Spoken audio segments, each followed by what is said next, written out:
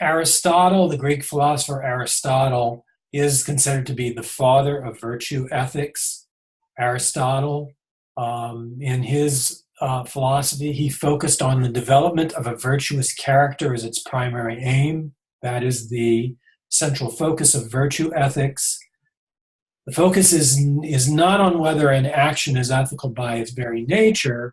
It's focused on whether the person who's of interest, how ethical that person is going to become.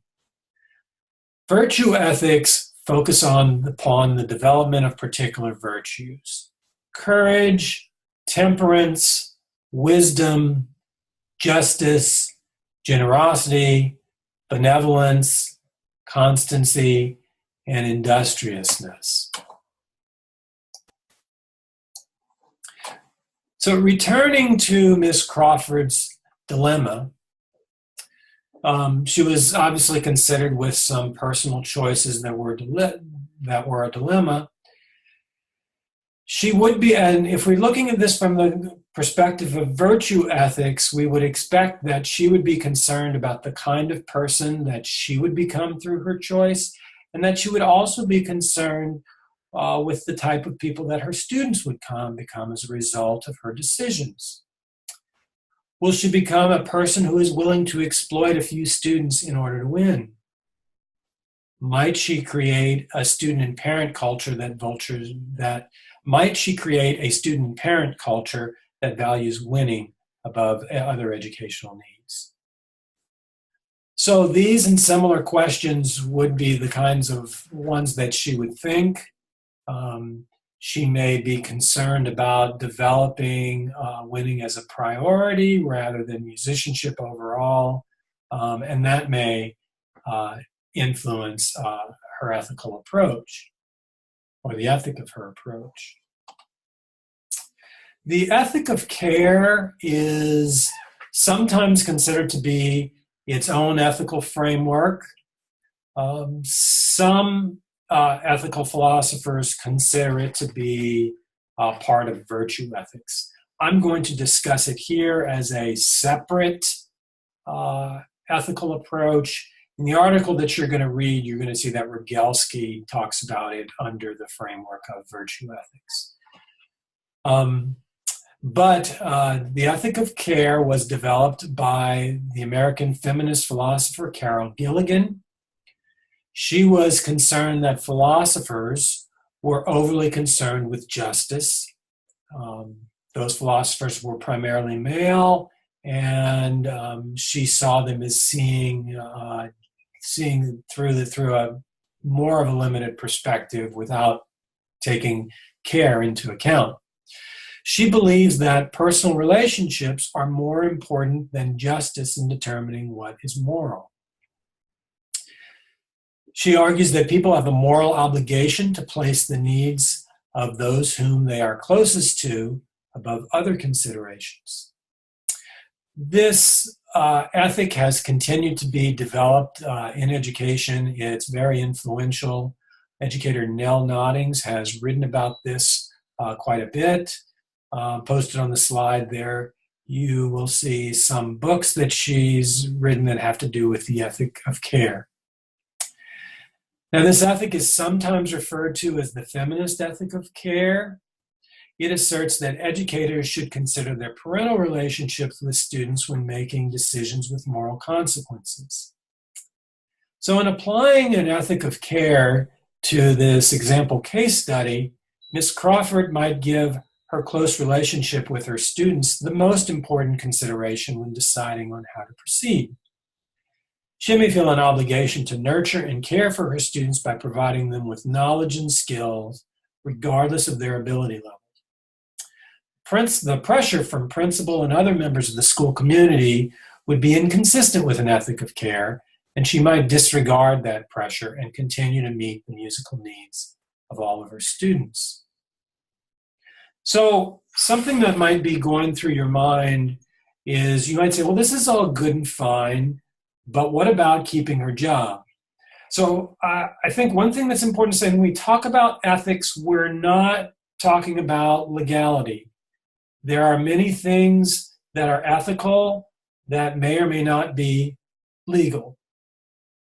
Now, it is possible that one can come to very different conclusions about the ethics of something based on one of these frameworks. Of course, there's a different way to construct those arguments logically.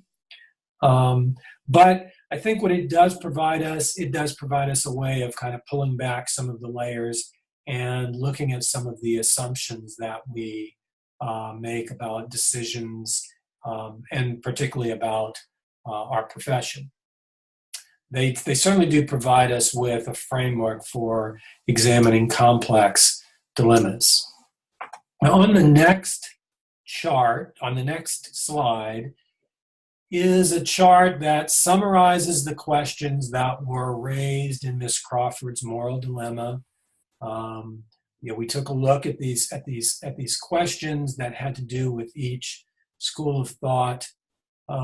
One thing you may want to give a little bit of thought to is which normative school of thought do you think is most useful for examining the underlying issues? In using applied ethics, it's not so much that we're limited to one school of thought. You can certainly move between different schools of thought for different aspects of applied ethics. But you might find that one ethical school of thought applies a little more than others.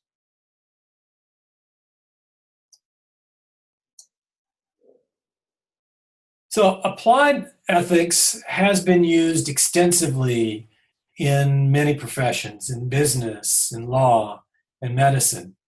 It's been explored much more frequently in fields outside of education.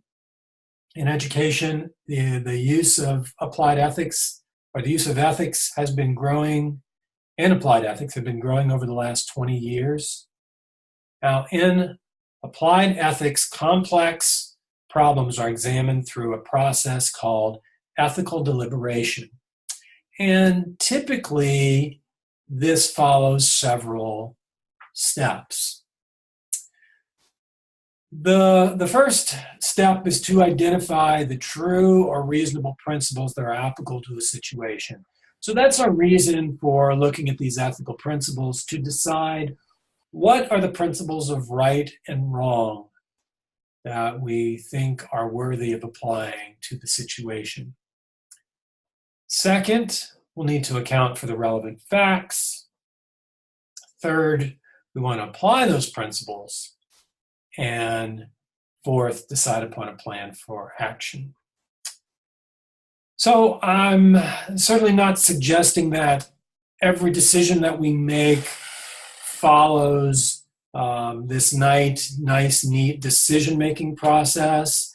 But this is what applied ethics would involve formally. So finally, on the next slide is a list of the skills that are needed for ethical deliberation. The knowledge of normative ethical schools of thought can be helpful in trying to establish some ethical principles for us. Our own knowledge of potential areas of conflict within the field, our awareness of the facts that are relevant for applying ethical judgments in our profession,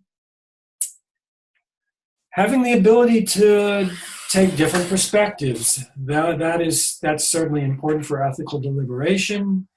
Being able to form logical arguments, and then being able to apply moral principles. So, as I've said, in this module, we're going to focus on reading an article by Tom Rogalski. This article goes into some more depth on using the principles of ethics to examine music teaching. In this article, he uses these principles to uncover what ethical teaching is. Applied ethics involves examining the assumptions that underlie professional practice. It draws upon using the principles of normative ethics to make determinations about one should and what one should not do. So I hope that helped to give you an overview of some of the concepts from these different ethical schools of thought.